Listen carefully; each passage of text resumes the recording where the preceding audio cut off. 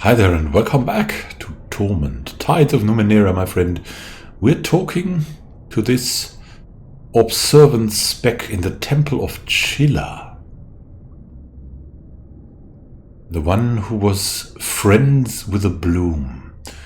We want to find out more about her, and so we listen to her stories. Chila believed that her parents were easy victims because no one knew who they were. They had been prominent and well known. The boss of Sagas wouldn't have dared to harm them. They were small and simple folk, so no one cared when they died. Scan thoughts for what else matters but to be known. The changing god also knew this.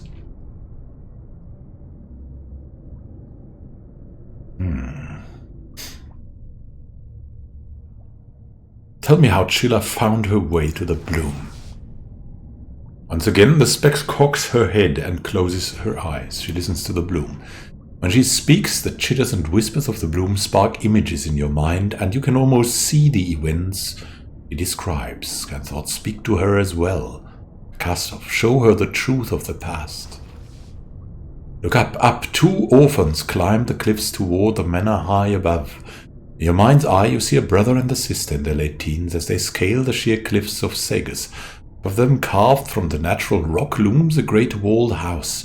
It belongs to a woman, the boss of Sagas and mistress of the bloom, she who killed their parents and took their birthright for herself. The birthright was a valuable artifact that her father found.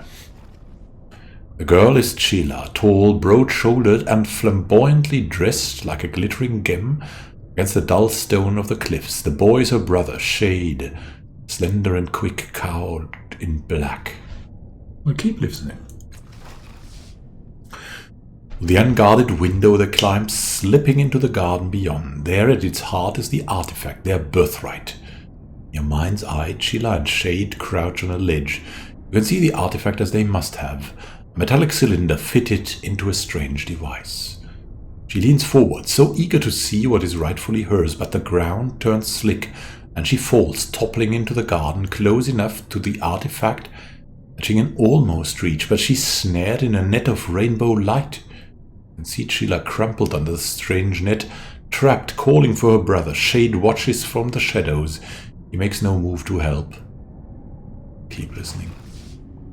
Betrayed, hisses the spec, led into a trap by her twin, but if she couldn't have the artifact, at least she could touch. Spec's voice strains, and as it does so, you can feel Chila straining, reaching a hand through the net. As her finger brushes the artifact, it flares with brilliant light. And it's gone. But not gone, not really. It's part of Chila now, changing her slowly from within. She can sense the change, but she doesn't know what it means, not yet. But as they lead her away, catch a glimpse of Chila being led in chains from the great house. He's cast into the bloom as a slave, and there, Spec smiles softly and warm, she meets me. Me, that is the bloom talking, probably. But it wasn't really you, right? No, not me, not me. She shakes her head slowly, as if she isn't certain of her own words. It was another woman called the spec, my namesake, the insignificant spec. That's who she was back then. Ah, okay, so not the blooms of the spec. Tell me what Chila did to warrant such respect.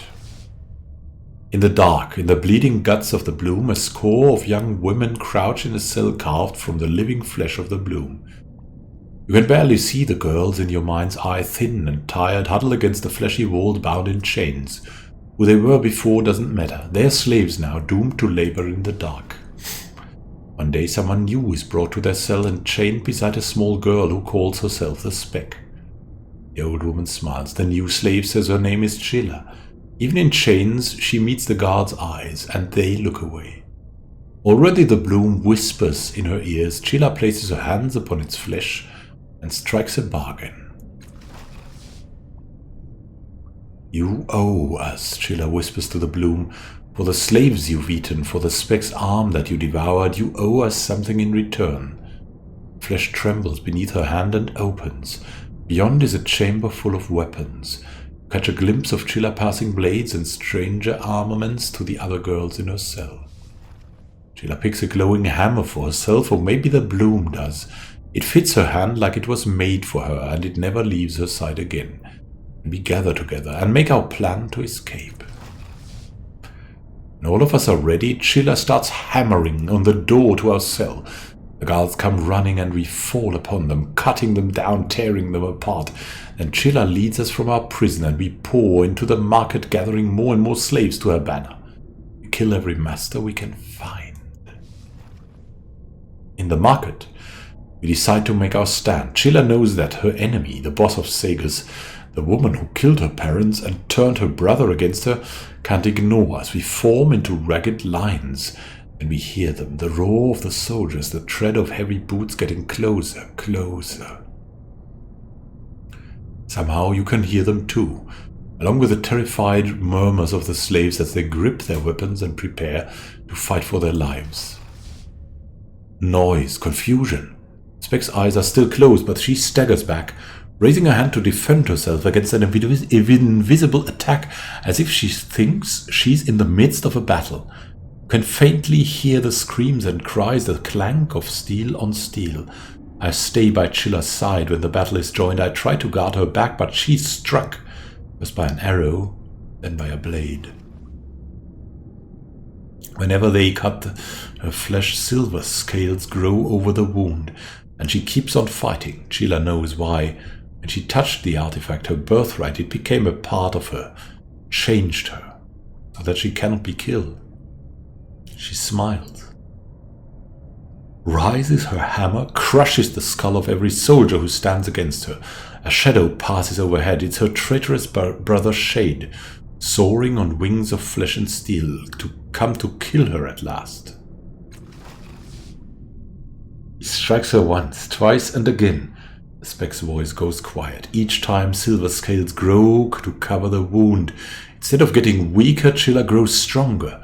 She grabs him by the foot and smashes him into the ground, and instead of killing him, she speaks to him. It's a whisper. I can't hear what she says, but Shade begins to weep. When she lets him go, he stays on the ground. The battle is won, and the enemy soldiers are running. Chila goes to face the woman who killed her parents.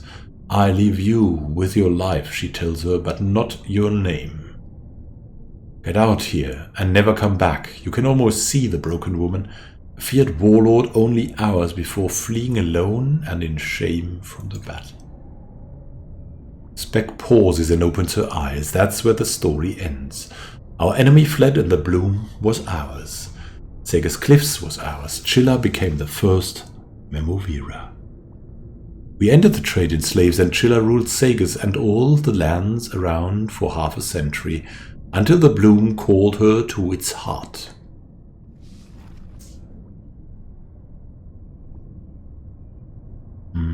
What happened to Chila's enemy, the boss of Sagas? She was forgotten. Some of the slaves said that they followed her, thinking to kill her despite Chila's promise of safe passage. But before they had a chance, she vanished. She escaped to another world, or was eaten by the bloom. A mischievous smile plays at the old woman's lips. I prefer to think the latter. Keep saying we, as if you were there. Speck blinks. I see the memories, as if I was there. As if I was her. The first Speck, but I couldn't have been there. It was too long ago. The bloom called Chila to its heart. What does that mean? And who even knows that? Its whispers called her, and she disappeared into the depths. Maybe it took her to another world, or maybe she still lives down there. One day she'll return for her Speck. I'm sure of that. Ken thought the whispers wouldn't lie. She will return for one Speck, perhaps not me, but someday. Chila ended the trade in slaves, but now it's returned. In a different form, yes. The old slave-holding families bided their time for generations, marrying themselves into the new leading families of freed slaves. They found ways to justify slavery as a punishment for the wicked. So it is with the wealthy and powerful. They are more like bloom flesh than they'd care to admit, stubborn, enduring, difficult to kill. But I've got other questions. The observant spec nods, her bright eyes still fixed upon yours.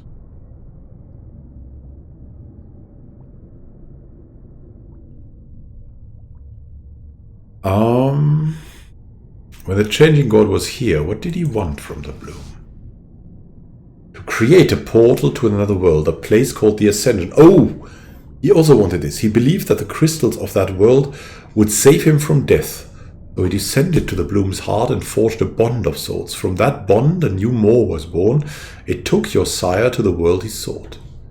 Purses her lips, but for every bond the bloom always exacts a price. Could not feast upon your sire. Then it will find a way to devour one of his offspring, more than one perhaps. Her eyes glitter.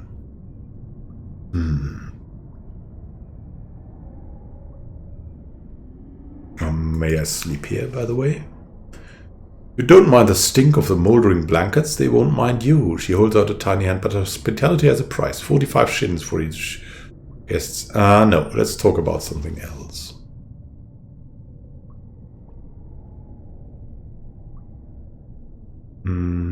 I want to know more about you, not the spec. Small hand enfolds the stump of her missing arm, a self-conscious gesture.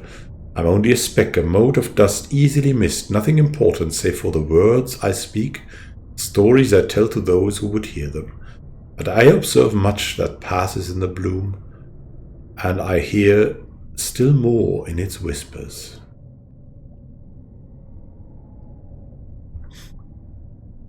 The whispers you hear are the voices of the bloom?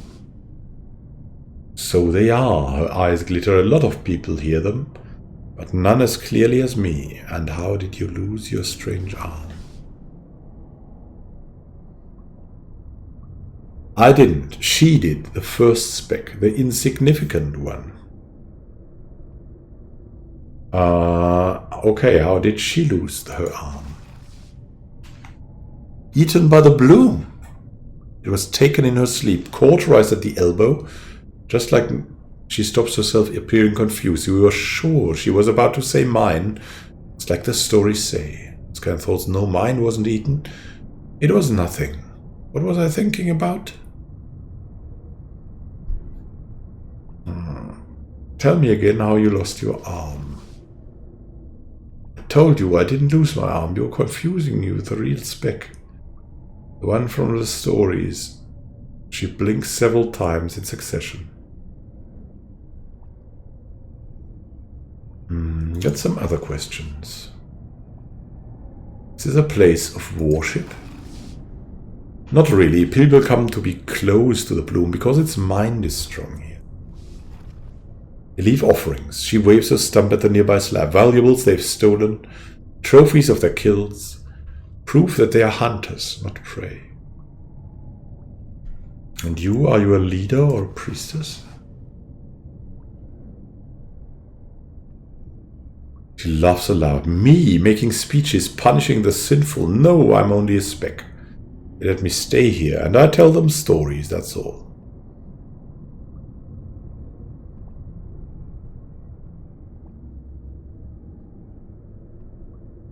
Kern thoughts, perhaps they think of me that way. Part of their illusion, I suppose. What sort of people leave offerings? Observant spec. Bloom cultists most of all, but also guides, scavengers, merchants who fear to lose their precious cargo, travelers from other worlds, and remember Vera before she lost the favor of the bloom. She'd heap the offering stone with the heads and hands of those she killed. So haughty she was back then, so sure the bloom loved her, and things would never change. The old movement asks, nothing is forever. The bloom.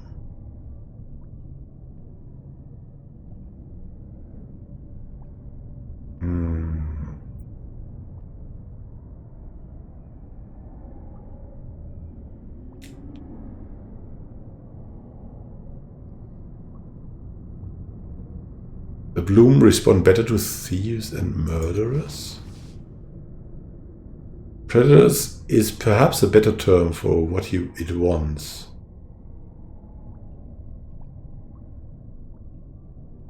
Those who pray like it prays. What do the Bloom or Doom cultists believe, right? The Bloom is a god, not a very kind or benevolent one, of course. She smiles. Some people seek an illusion of safety by redefining the thing that they fear.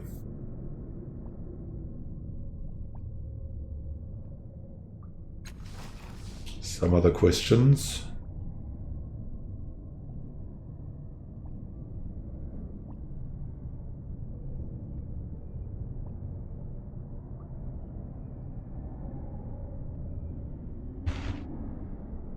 Well then, one more thing maybe. I know a young man who needs work. A place for him here. Rin's eyes go wide and she shakes her head frantically. No, she hisses. If the spec hears her, it's polite enough to ignore the girl. Remember that. The old woman glances about, eyes falling on the piles of smelly rags. She bends down, runs a finger along the floor and finds it covered in grime. A caretaker, perhaps. A strong pair of arms to wield a broom and scrub our rags. I can't promise what I don't have. By that I mean coin, but he'll have food and a place to sleep. I'll ask the Bloom not to eat him. You maybe...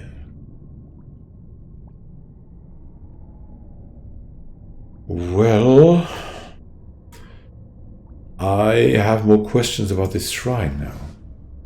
The mind of the Bloom is more present here. That's why people leave offerings on the slab or coil up under the blankets and rags to be closer to the Bloom. Be known and remembered by their god. And some other questions. Tell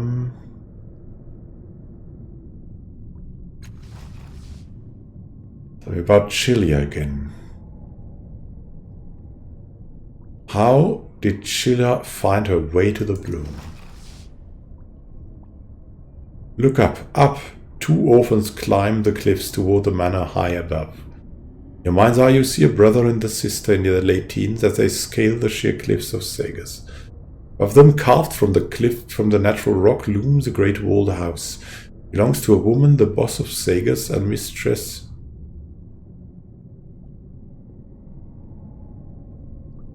of the Bloom, she who killed their parents and took their birthright for herself.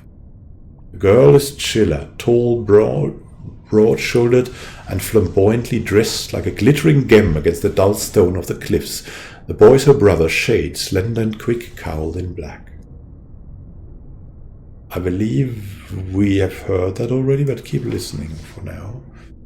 Through the unguarded window they climb, slipping into the garden beyond. We haven't heard this. There at its heart is the artifact, their birthright. Oh, we have found it. We have found it. Enough of this. Farewell. So, I'm pretty tired now, so thank you for watching and happy gaming to you. We'll see each other in another video where we further talk with everyone here and try to find out what this temple is all about. Have a great time until then and happy gaming. This is Immanuel Khan, signing out. See you soon.